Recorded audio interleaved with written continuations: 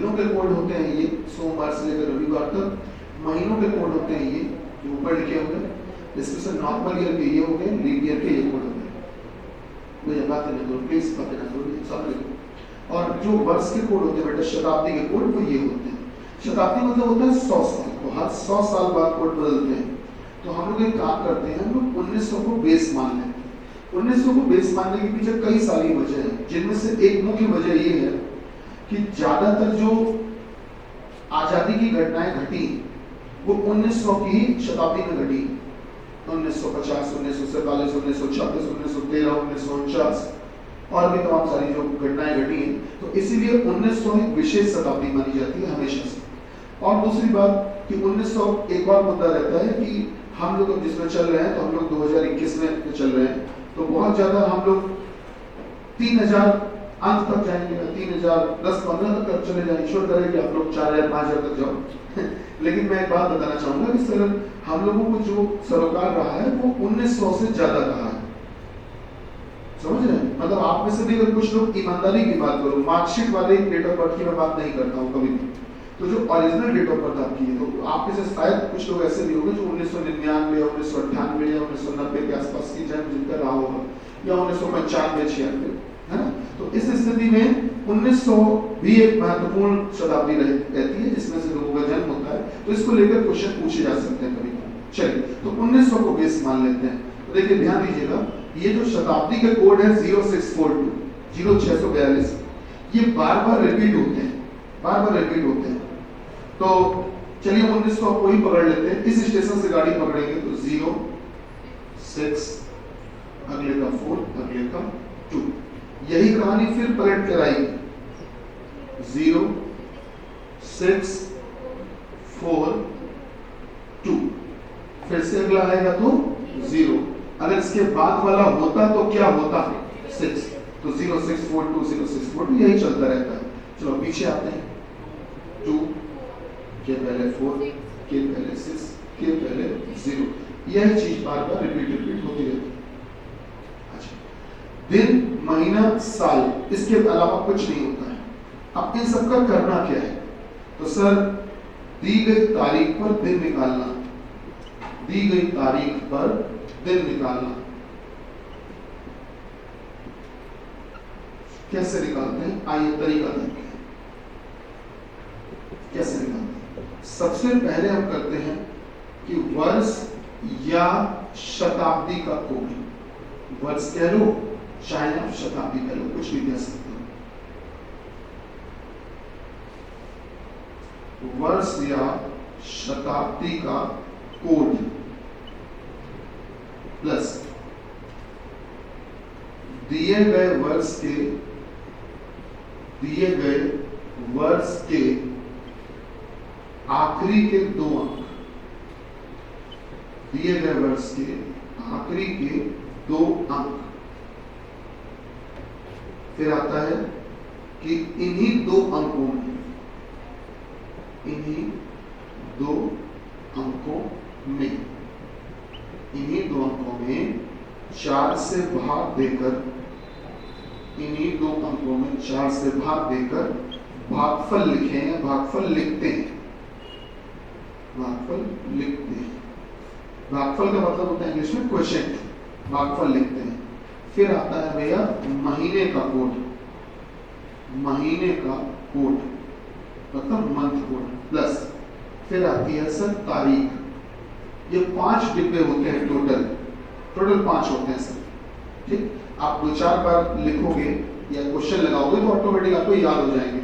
1 2 3 4 5 डिब्बे होते हैं, सभी को जोड़कर 7 का भाग दिया जाता है, और 7 का भाग देने पर जो शेषफल आता है, जो भी रिमाइंडर आता है सर, वही दिन होता है। जो शेषफल आएगा सर वही दिन होता है। पूरी कहानी ये होती है कि सर दिनों के कोड, महीनों के कोड, साल के कोड, दी गई तारीख पर दिन कैसे निकाला जाता है। सबसे पहले वर्ष या शताब्दी का कोड, फिर आता है दिए गए वर्ष के आखिरी के 2 अंक, फिर आता है इन्हीं 2 अंकों में 4 से भाग देकर भागफल, फिर आता है भागफल होता है क्वेश्चन, फिर आता है महीने का कोड, फिर आती है तारीख, इन पांचों चीजों को जोड़कर 7 का भाग दिया जाता है, तो जो शेषफल निकल कर आता है, मतलब रिमाइंडर निकल के आता है, जो भी रिमाइंडर होगा वही दिन होता है।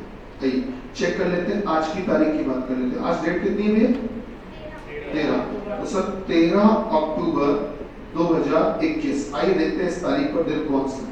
तो दिन तो हम सभी को पता है पहले से, तो आइए देखते हैं कि क्या इस मेथड से भी निकल पाता है। तो सबसे पहला काम करेंगे कि वर्ष या शताब्दी का कोड।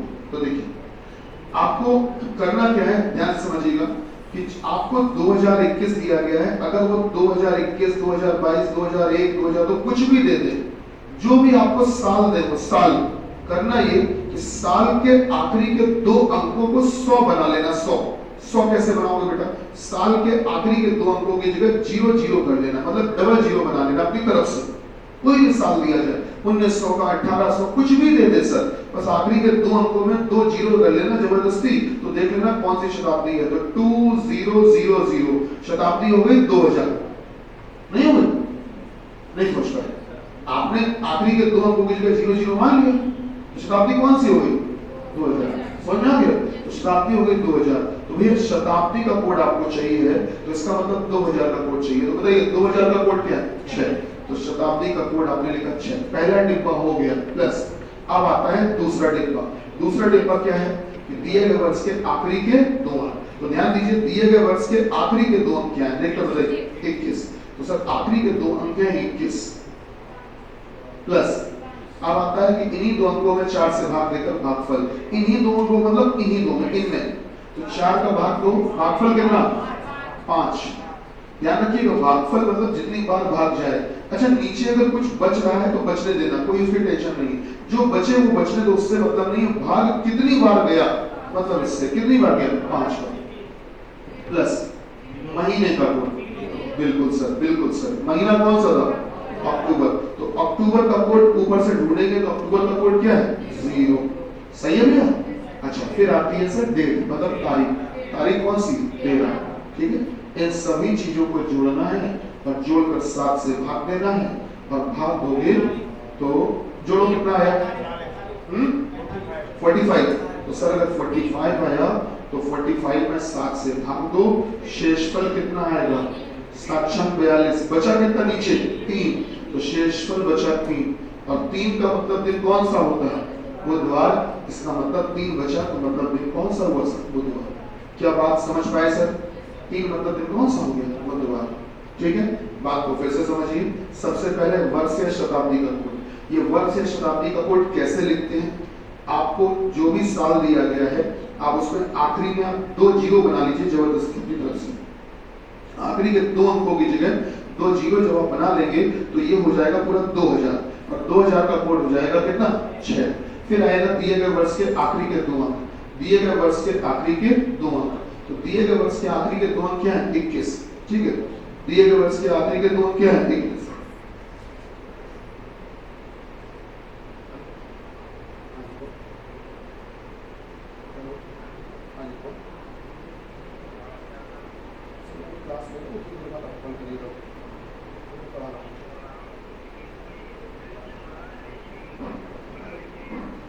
बता देता हूँ। अरे राज बेटा मेरा फोन रखना, पर रिसीव करो, बात करो। चलिए आइए। तो बेटा सबसे पहले वर्ष या शताब्दी का कोड, फिर दिए गए वर्ष के आखिरी के 2 अंक। तो दिए गए वर्ष के आखिरी के 2 अंक, तो बेटा दिए गए वर्ष के आखिरी के 2 अंक क्या है? 21। वो लिख लिए। फिर आता है इन्हीं 2 अंकों में 4 से भाग देकर भागफल। तो बेटा इन्हीं 2 का मतलब इन्हीं 2 में, तो 21 में 4 का भाग 2, तो 4 का भाग दोगे कितना भागफल आया? 5। 5 बार भाग गया ना, 4 पंचे 20। तो बेटा ध्यान रखिएगा जितनी बार भाग गया बस वही लिखना है, जो नीचे बचा उससे कोई मतलब नहीं है। तो भागफल लिख दिया 5। फिर आता है महीने का कोड। तो महीना कौन सा था? अक्टूबर का कोड 0।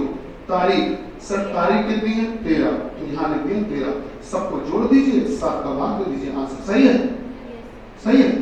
अगर सही है तो जल्दी से बता दीजिए सब लोगों को कि 16 फरवरी 2028, हटाओ 2028 को हटाओ, 2020 को कौन सा दिन था?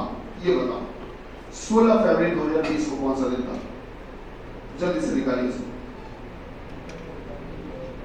16 फरवरी 2020 को कौन सा दिन था?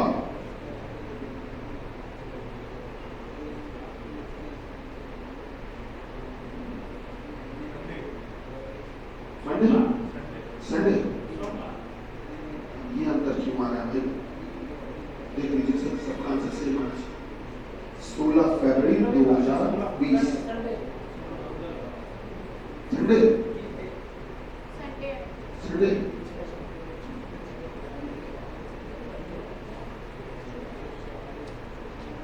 संडे हो सकता है, देख लीजिए सर, संडे है बिल्कुल। आइए चेक कर लेते हैं जल्दी से।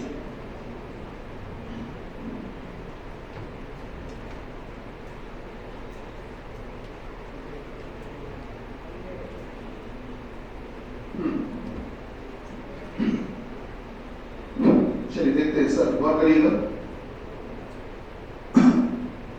16 फरवरी 2020 सबसे पहले शताब्दी का कोड, तो शताब्दी तो 2000 मानी जाएगी। 2000 का कोड क्या होगा? 6। अच्छा ये 2000 मानी, समझ पाए कि नहीं क्यों मानी? है ना फ्रेंड्स, समझ में आया? वैसे बता दें पर 2020 हो, 2021 हो, कुछ भी हो, कोई भी साल आपको दिया जाए तो आपको शताब्दी का पता कैसे चलता है कि आपको जो साल दिया गया उसके आखिरी के 2 अंकों की जगह आप अपनी तरफ से डबल जीरो मतलब 2 जीरो लगा लिया करो, तो पता चल जाता है कि शताब्दी कौन सी है। तो जैसे 2 जीरो, ये तो पहले से था 2 और 0, तो पीछे 2 जीरो वाला, तो टोटल क्या हो गया? 2000। नहीं समझ में आया? अगर 1905 दिया होता तो शताब्दी में क्या लिखते? 1900। सही है। तो बस शताब्दी का कोड, तो सबसे पहले शताब्दी का कोड, तो बेटा शताब्दी 2000 हुई, तो 2000 का कोड क्या है? 6। अब आखिरी के 2 अंक क्या है? 20। 20 में 4 का भाग दीजिए, तो भागफल कितना? 5, तो भागफल 5 आया। अब आता है महीने का कोड। महीना कौन सा है? फरवरी। अब थोड़ा सा समझदारी से काम लेना पड़ेगा, क्योंकि फरवरी का कोड और जनवरी का कोड आपको पता है ये फ्लक्चुएट करते हैं। जनवरी का कभी 0 होता है तो कभी 6 होता है, फरवरी का कभी 3 होता है तो कभी 2 होता है। तो जनवरी फरवरी का कोड लिखते समय आपको ध्यान रखना है, चेक करना पड़ेगा कि कहीं ये लीप ईयर तो नहीं। तो आप देखोगे ये लीप ईयर है। कैसे पता चला कि लीप ईयर? 4 का भाग दिया और भाग पूरा पूरा चला गया, तो ये लीप ईयर है। इसका मतलब कि सर फरवरी का कोड क्या लिया जाएगा? 2। लीप ईयर में फरवरी का कोड 2 होता है, तो आपने महीने का कोड 2 लिया। अब तारीख कितनी है? 16 लिखिए, जोड़ दीजिए, जोड़िए, कितना? 49। और 49 का मतलब अगर 7 का भाग दोगे तो शेषफल कितना आएगा? तो 0 मतलब दिन कौन सा? रविवार। चलिए आगे बढ़ते हैं, लिखिए अगला सवाल। अगला सवाल, यदि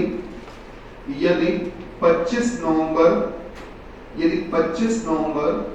1857, यदि 25 नवंबर 1857 1857, यदि 25 नवंबर 1857 को 25 नवंबर 1857 को शनिवार था, तो इसी के अनुसार बताइए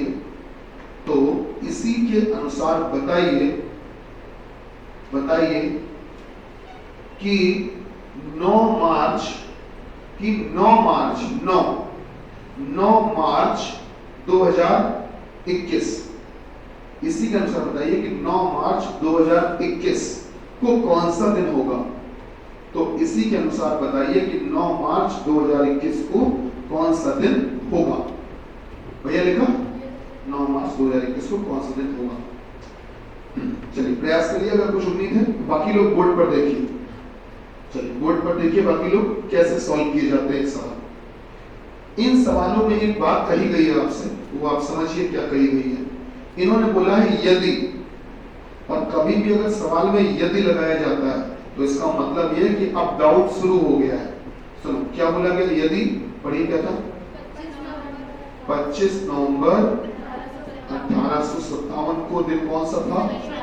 शनिवार। इन्होंने कहा कि अगर इस तारीख पर शनिवार था, तो कभी भी अगर आपको किसी भी तारीख पर दिन दिया जाता है, पहले से दे दिया जाता है, तो आप कभी भी उनकी बात पर भरोसा मत करिएगा, कभी मत करना बेटा।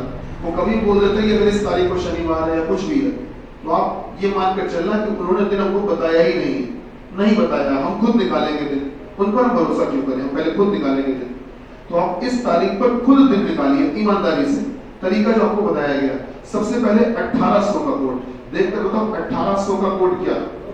2 प्लस दिए गए वर्ष के आखिरी के 2 अंक 57, इनमें 4 का भाग देकर भागफल 14 है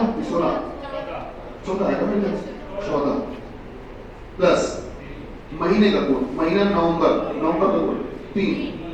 अच्छा, फिर आती है तारीख 25, इनको जोड़िए कितना आया? जोड़िए कितना आया?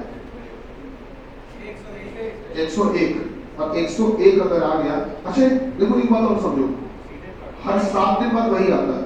अच्छा, आपसे कभी अगर कोई ये कहता है, कहीं पर लिखा है कि a प्लस बी प्लस सी बटे 5 और कहीं पर लिखा है कि a बटे 5 प्लस b बटे 5 प्लस c बटे 5, आप बताओ दोनों में कोई अंतर है क्या? सर सेम है, जो वो लिखा वही ये लिखा, उसमें भी तो एलसीएम लोगे, पहुंचोगे तो यही। तो अगर हमसे कोई कह रहे हैं कि जोड़कर 7 का भाग दो, तो हम अलग अलग भी तो दे सकते हैं, और अगर अलग अलग भाग देंगे तो थोड़ा आसान रहेगा आपको, ये भी आप कर सकते हो। तो 7 का भाग देकर अलग अलग शेषफल ले लो। चलिए, तो 7 का भाग 2 में दोगे तो वही रहेगा, 2 ही बचा रहेगा। 7 का भाग 2, 7 बटे 56 1 बेटा, 7 दूनी 14 0 3 कितना 4, सही बात है। अच्छा, अब आपको एक बात आपको बताई गई कि सर जी 7 जो होता है उसको 7 से भाग दोगे तो 0 होता है, तो आपको 7 7 बना के हटाते चलना है। 2 में जोड़ो 3 3 3 6 6 4 10, तो पूरा 10 लेके चलोगे क्या? 10 में से 7 हटा दो, बचा कितना? 3। और वैसे भी अगर भाग दोगे तो भी 3 ही आएगा। तो सर आपने कहा कि जो शेषफल आया है वो कितना आया है? 3। और 3 मतलब दिन कौन सा होता है? बुधवार। तो अब आपने एक बात कही कि सर जी इस तारीख पर तो बुधवार निकल कर आया है, इस तारीख पर दिन कौन सा निकल कर आया है? बुधवार। आप सब लोग बोर्ड पे देखो, इस तारीख पर जो वास्तविक दिन आया, एक्चुअल डे, रियल डे, वो आया है बुधवार। अब आपको ये देखना होता है कि जो भी आपका वास्तविक दिन निकला है उससे कितना बढ़ाकर लिखा है इन्होंने, उससे कितना बढ़ाकर लिखा है। तो बेटा बुध आया है, इन्होंने शनि लिख दिया, तो बुध के आगे चलोगे तो शनि आएगा कि नहीं आएगा?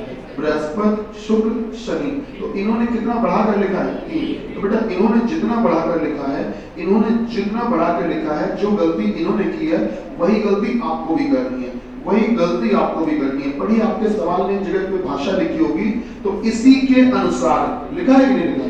इसी के अनुसार का मतलब कि जैसा ये लिखा है इसी के अनुसार, तो अब आप इसी के अनुसार ये गलती कर देना जैसे इन्होंने की है। तो चलो, बाद में तारीख कौन सी दी गई बताओ?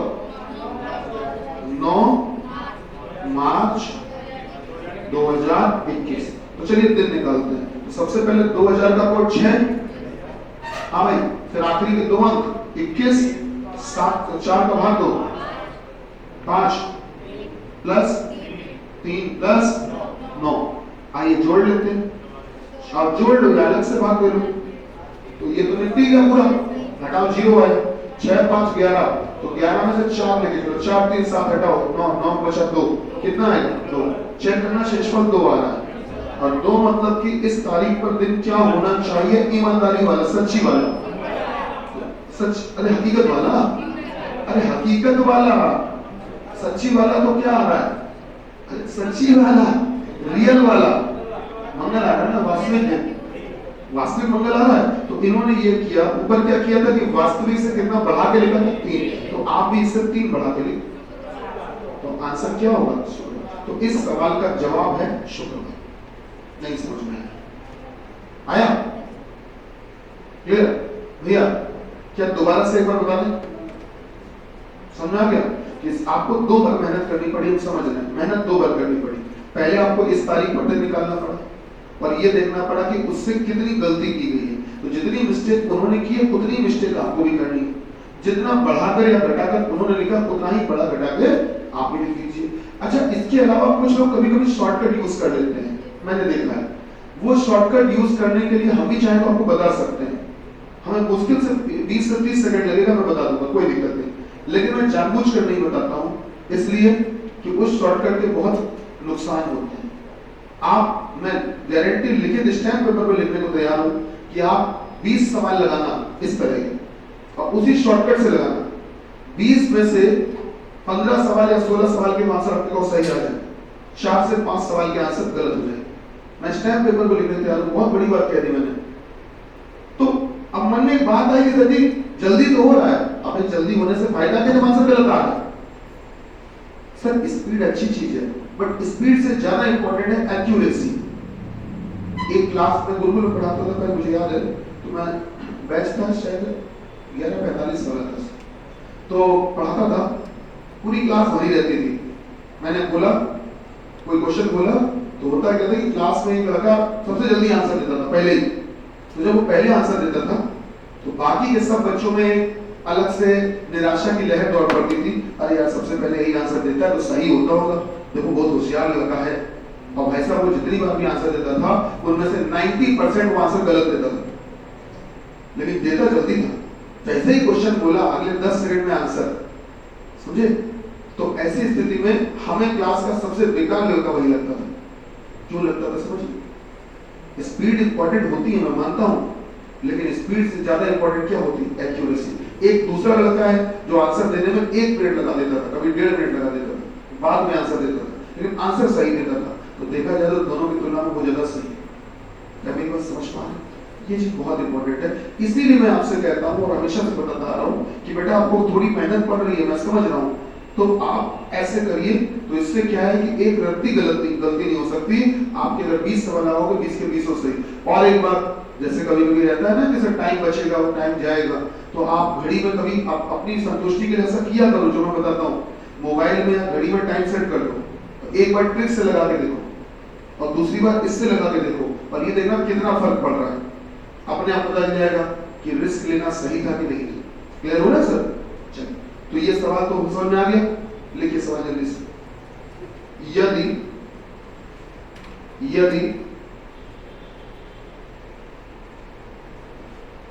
यदि 49वां स्वतंत्रता दिवस, यदि 49वां स्वतंत्रता दिवस 49वां स्वतंत्रता दिवस शनिवार को मनाया गया हो, शनिवार को मनाया गया हो, तो इसी के अनुसार इसी के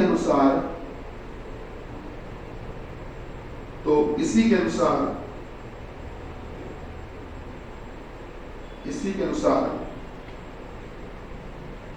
15वां गणतंत्र दिवस, इसी के अनुसार 15वां गणतंत्र दिवस रिपब्लिक डे कब मनाया जाएगा? कब मनाया जाएगा? भैया कुछ उम्मीद है? कोशिश करिए सर।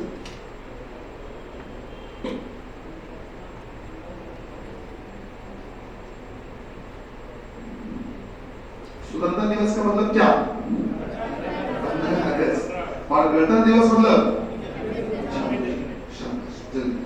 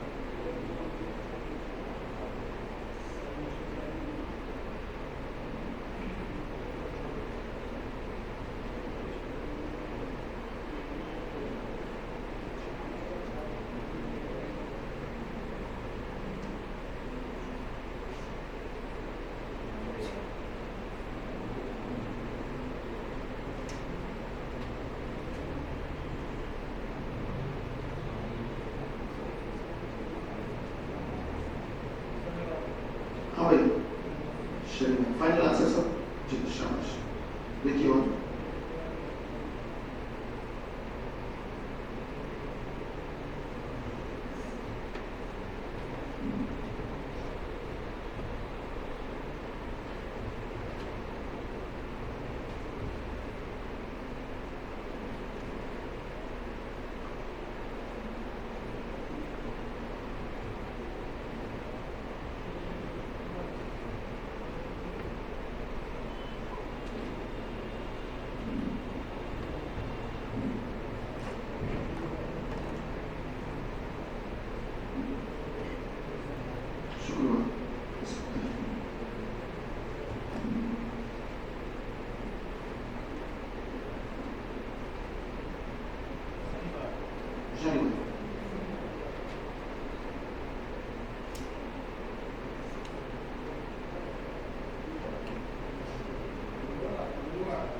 गुरुवार हो सकता है, चेक कर लेते हैं।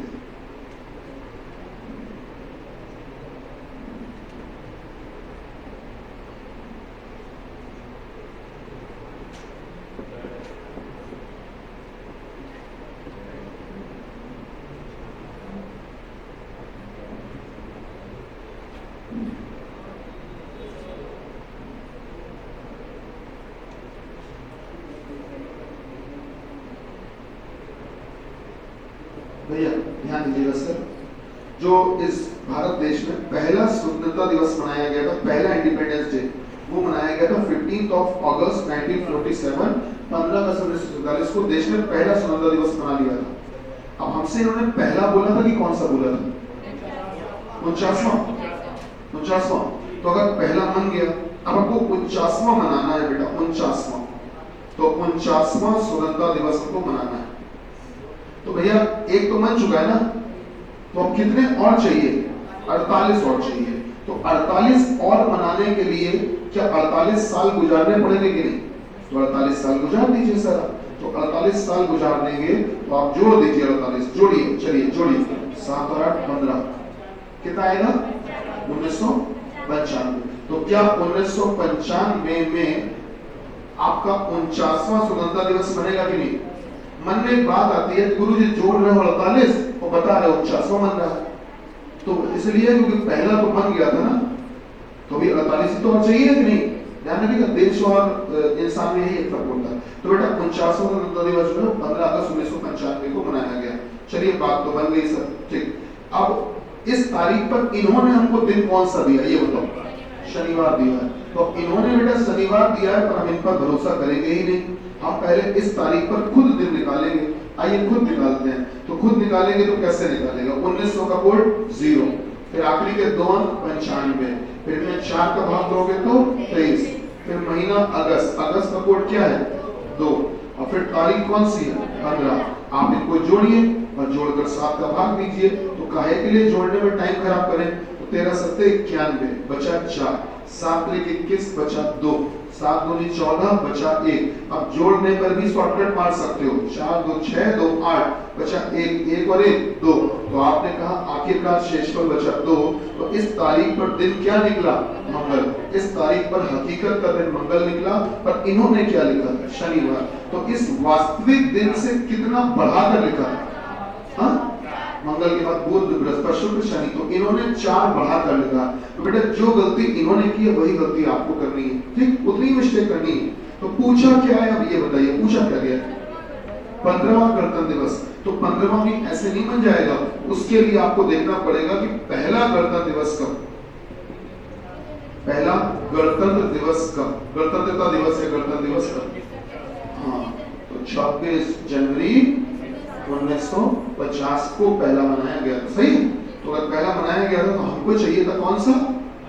15वां। तो पहला तो बन गया, अभी कितने और चाहिए? 14 और चाहिए। तो 14 और चाहिए, तो 14 जोड़ दें उसमें, 14 साल लग जाएंगे। तो 14 साल लग जाएंगे, तो 14 जोड़ दीजिए। तो 14 जोड़ने के बाद जो निकल कर आएगा वो क्या आएगा? 15वां गणतंत्र दिवस आएगा। तो 15वां गणतंत्रता दिवस या गणतंत्र दिवस हमारा जो आएगा वो आएगा, बोलिए तारीख बोलिए, 26 जनवरी 1964 को आएगा।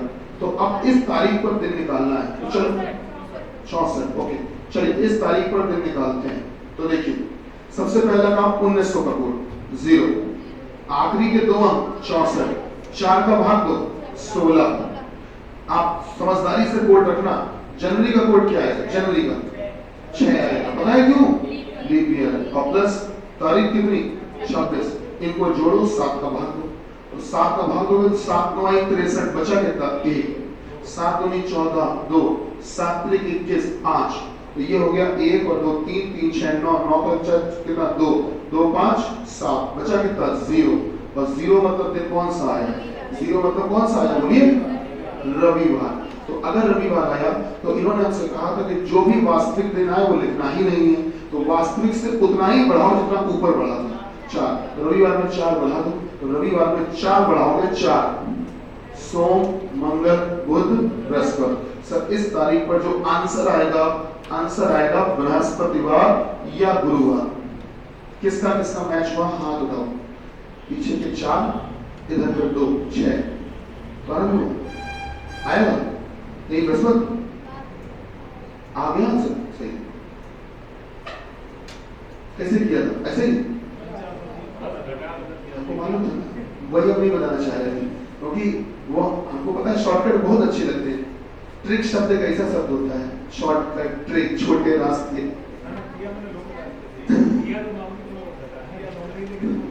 कोई नहीं मतलब एक तरीका होता है कि मैं अब बोल दे रहा हूँ तरीका कौन सा होता है। तरीका ये होता है कि जैसे 1995 में दिन दे रखा है तो 1900 इस डेट में से इस डेट को घटा दीजिए और जो बीच में आया उसमें विषम दिन निकाल लीजिए। तो बस जितने विषम दिन आए उतना शनिवार से पीछे चले जाइए आंसर आ जाएगा। ये हमें बोलने में लगा है मुश्किल से 10 सेकंड समझ रहे हैं। लगेगा कितना छोटा तरीका से लेकिन हकीकत बता रहे हैं सर हम तुम्हारे सामने खुद सॉल्व करेंगे तो हम तो पीछे न मतलब कोशिश करेंगे कि हमारी गलती बिल्कुल ना हो। तो हमारे में भी अगर 20 सवाल लगाएंगे तो शायद को 19 हमारे सही निकले एक हमारा भी को गलत निकल जाए। तो मैं इसीलिए कभी प्रमोट नहीं करता हूँ इस तरीके को। सर रास्ता थोड़ा सा बड़ा मैं मानता हूँ ये वाला जो मैं बता रहा हूँ लेकिन हाँ ज्यादा बेहतर है। क्लियर है सर समझ में आया कि नहीं आया। अगर डेट टू डेट सेम हो तो घटाने में कोई दिक्कत नहीं है लेकिन डेट अलग हो तो घटाने में दिक्कत होती नहीं। घट तब भी जाता है लेकिन दिक्कत थोड़ी सी होती है। कभी आंसर आएगा एक दिन ज्यादा कभी एक दिन कम यही आता है हमेशा। इसमें जो गलती होती है वो भी यही होती है कभी एक दिन ज्यादा आएगा तो कभी एक दिन कम आएगा यही सब गलतियां होती है। भैया समझ में आया कैसे करोगे अब सवाल ऐसे करोगे नहीं तुमने कैसे किया क्या कोई नहीं अभी क्लियर हो गया। चलिए कोई बात नहीं सर आगे बढ़ते हैं। ये तरीका है इससे आप सवाल लगाइएगा बहुत आसानी से हो जाएगा और आंसर में एक्यूरेसी सही रहेगी मैं ये कहता हूँ आपसे ठीक है। चलिए बात को आगे बढ़ाते हैं। लिखिए पॉइंट लिखिए जो हम बता रहे हैं पॉइंट बना के लिखिएगा लिखिएगा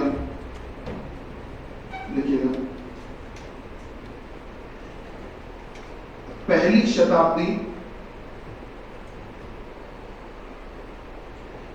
शताब्दी दूसरी शताब्दी कॉमा लगा के लिखना कॉमा लगा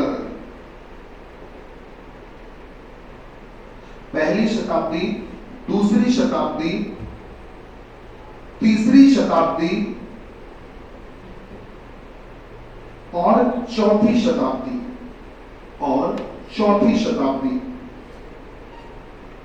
के अंतिम दिन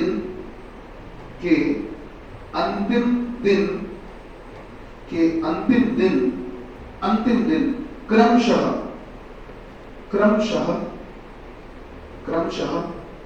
शुक्रवार बुधवार सोमवार आपने क्या लिखा शुक्रवार बुधवार सोमवार और रविवार होते हैं ये लिखा।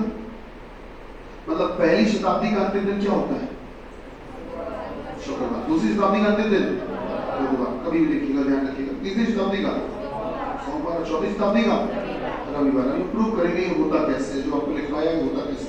क्वेश्चन जनरली आपको मिलेंगे ऐसे पूछे जाएंगे क्वेश्चन तो इसलिए मैंने लिखवा दिया। अब लिखिए अगला पॉइंट लिखिएगा सर।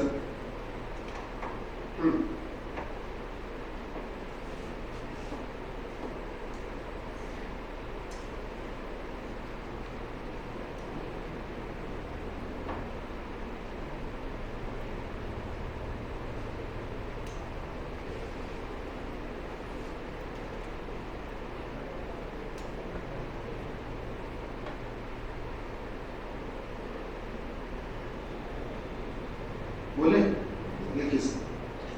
किसी भी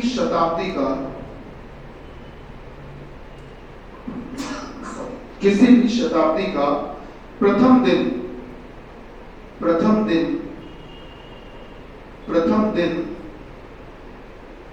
मंगलवार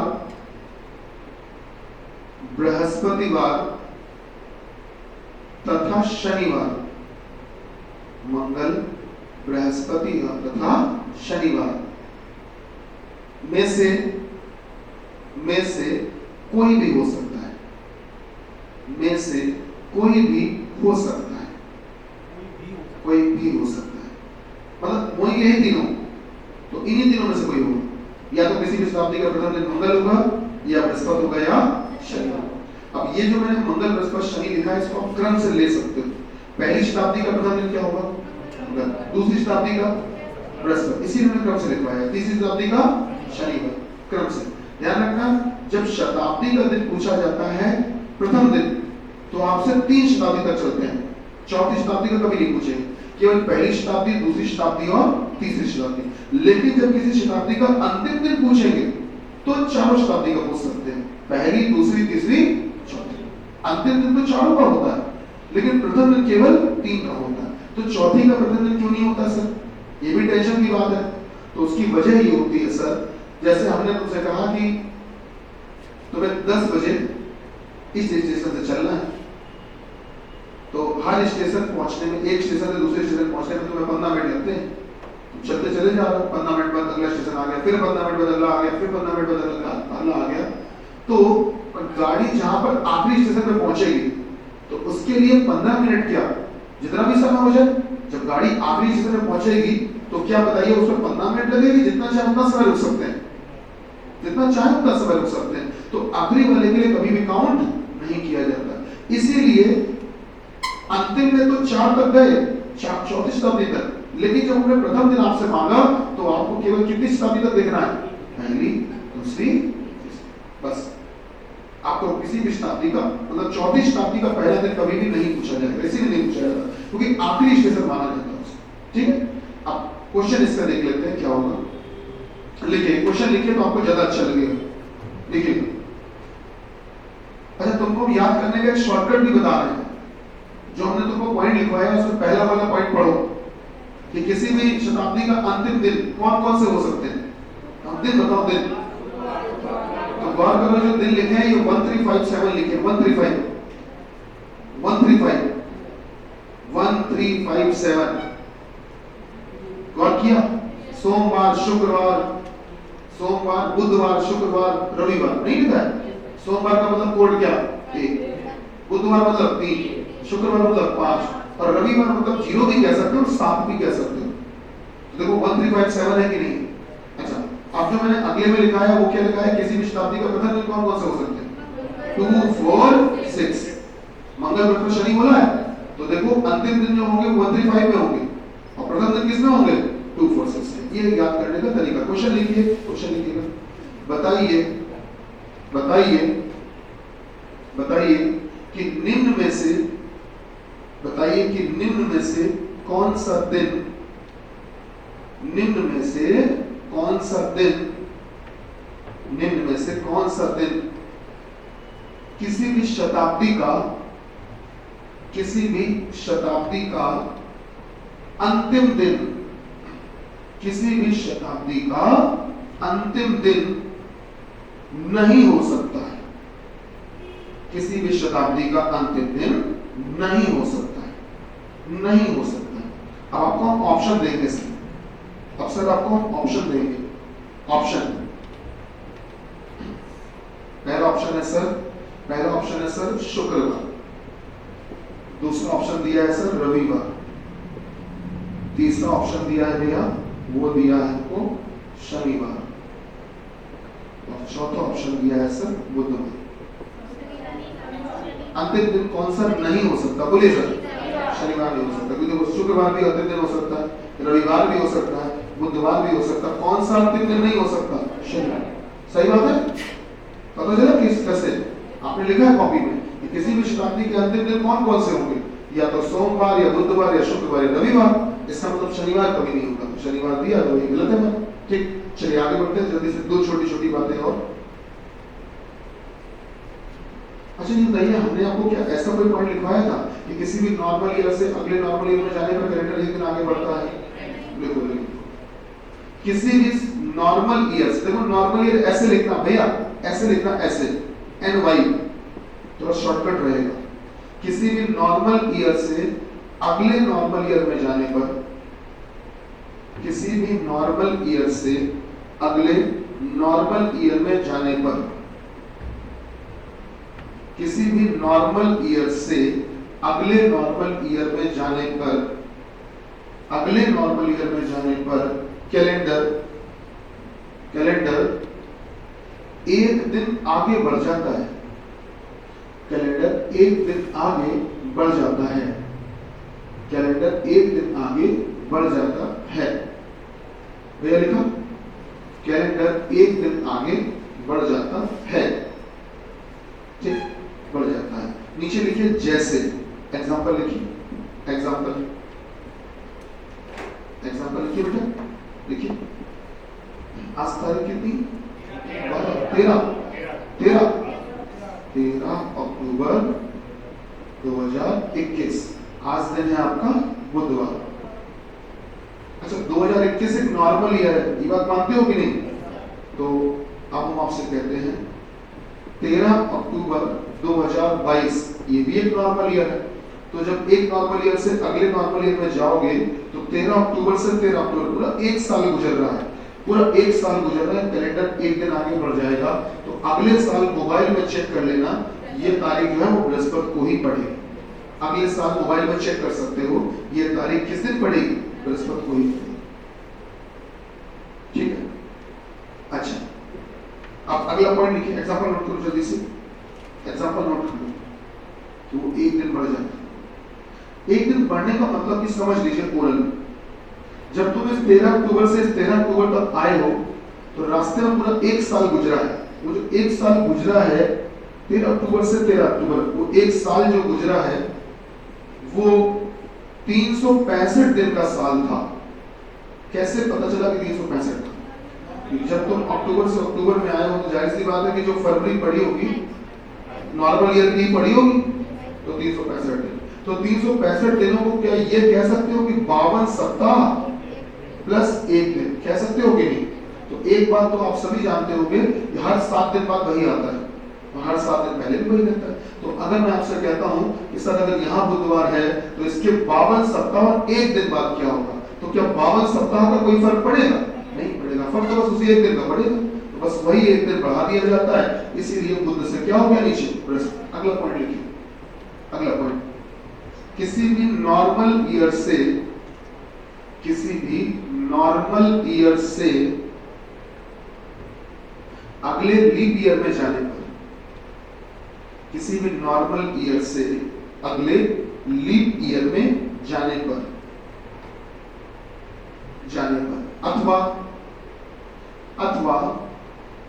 अथवा लीप ईयर से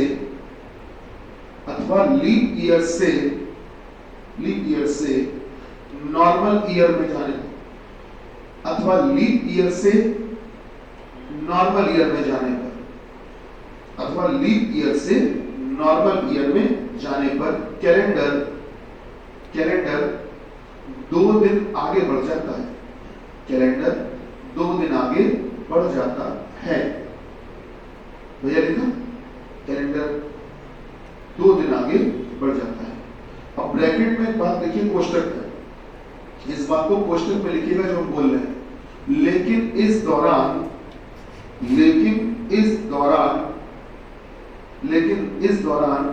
लीप ईयर की 29 फरवरी, लेकिन इस दौरान लीप ईयर की 29 फरवरी अवश्य पढ़नी चाहिए। लेकिन इस दौरान लीप ईयर की 29 फरवरी अवश्य पढ़नी चाहिए। लेकिन इस दौरान लीप ईयर की 29 फरवरी अवश्य पढ़नी चाहिए। ब्रैकेट बंद कर लीजिए, ब्रैकेट बंद कर लीजिए। नीचे लिखिए सर एग्जाम्पल, उदाहरण लिखिएगा सर, उदाहरण लिखिएगा भैया, लिखिएगा।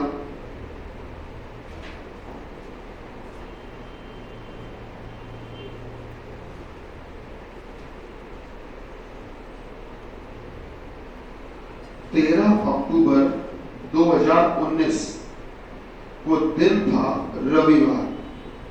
ये सच्चाई है कि इस तारीख पर रविवार ही था, ये हकीकत है।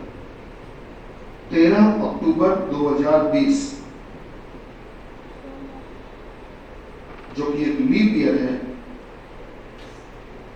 इस तारीख पर दिन हो गया मंगलवार।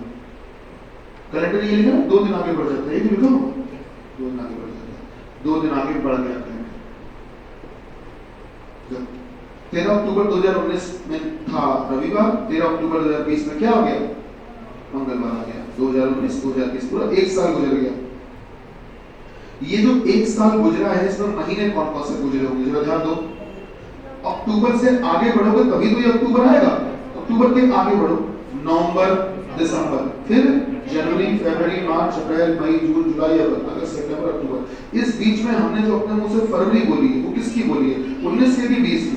20 की। तो फिर 20 की फरवरी होगी तो फिर लीप ईयर वाली होगी, तो क्या 29 वाली फरवरी मिलेगी नहीं मिली? और अगर मिली तो असर भी लीप वाला ही होगा। तो बीच का जो सफर होगा वो होगा कितना? 365 के 366, 366 दिन, या ये भी कह सकते हो कि 52 सप्ताह और 2 दिन एक्स्ट्रा।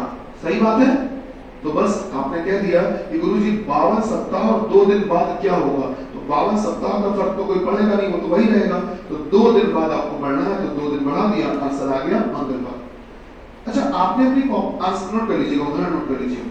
आपने अपनी कॉपी में एक बात लिखी है कि चाहे नॉर्मल से लीप में जाओ चाहे लीप से नॉर्मल में जाओ, कैलेंडर 2 दिन बढ़ता है। तो फिर इसका मतलब ये है कि अगर 13 अक्टूबर 2020 को अगर मंगलवार है तो 13 अक्टूबर 2021 तो भाई लीप से नॉर्मल में आ रहा है, 2 दिन फिर बढ़ा दें। भाई आपने यही तो लिखा है कॉपी में कि चाहे नॉर्मल से लीप में जाओ और चाहे लीप से नॉर्मल में जाओ, कैलेंडर 2 दिन बढ़ता है, 2 बढ़ा दें। हाँ सर, कितना बढ़ेगा ये? तो मतलब ये भी ध्यान देना पड़ेगा कि इस बीच में फरवरी किसकी पड़ी है। तो बताओ फरवरी लीप वाली पड़ेगी कि नॉर्मल वाली? क्यों पड़ी मालूम है? इस अक्टूबर से जब इस अक्टूबर के बीच में आओगे तो जो फरवरी पड़ेगी वो 21 वाले की पड़ेगी, और 21 नॉर्मल है, तो कैलेंडर केवल 1 दिन बढ़ेगा। तो यहाँ क्या हो जाएगा? बुधवार, जो कि आज की तारीख है, सभी को पता है। समझ में आ रहा है? ठीक है, लगभग फिनिश हो गया है। एक छोटी सी चीज आपको और भी सीखनी और लिखनी है, कैलेंडर का रिपीट होना।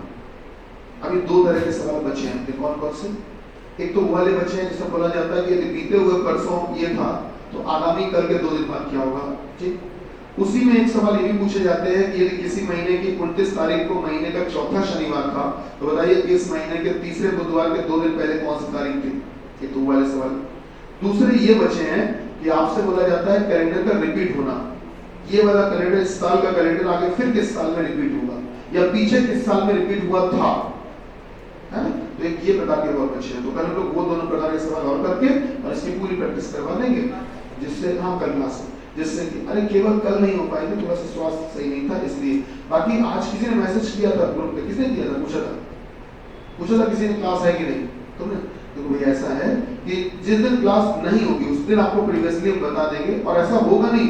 बाय द वे कल इत्तेफाक था तो ऐसा करना पड़ गया था, मजबूरी थी, अदरवाइज क्लास ऐसे नहीं बंद करेंगे बिना किसी इन्फॉर्मेशन के। ठीक है?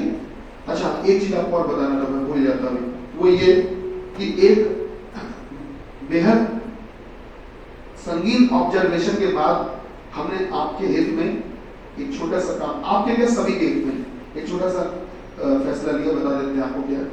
जैसे आप कोई फॉर्म भरते हो तो फॉर्म भरते समय आप क्या करते हो क्या नहीं करते हो, मैं बताता हूँ।